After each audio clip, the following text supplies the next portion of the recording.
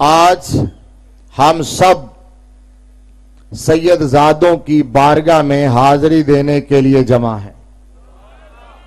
اللہ کے محبوب اور مقرب بندوں کی نظر التفات حاصل کرنے کے لیے آئے ہیں.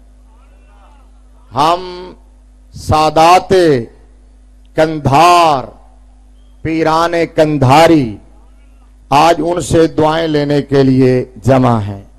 اور میں سمجھتا ہوں کہ اگر میں زندگی میں یہاں نہ آ پاتا تو شاید بہت بڑی نعمت سے محروم رہتا. یہاں آ کے جس بات پہ میں بہت زیادہ خوش ہوں اور مطمئن ہوں کہ وہ یہ ہے، ابھی آپ سن رہے تھے کہ بڑے بڑے پیر ڈی ٹریک ہو گئے اور بڑے بڑے سادات بہک گئے اور بڑے بڑے آستانے پھسل گئے. بہت سارے لوگوں کے عقائد اور فکر وہ کنفیوز ہو گئی اور انہیں خود نہیں سمجھ آ رہا کہ انہیں کیا کرنا چاہیے اور کدھر جانا چاہیے.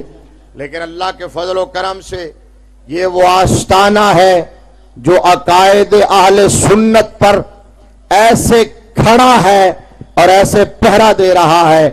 پہلے بھی مجھے معلوم تھا لیکن آج آ کے پتا چلا کہ جس طرح یہ آستانہ عقائد اہل سنت کا پہرا دے رہا ہے، حضرت سیدنا صدیق اکبر رضی اللہ تعالی عنہ سے لے کر امام احمد رضا فاضل بریلوی تک تمام بزرگان دین کی روحیں یقیناً ان پر خوش ہیں.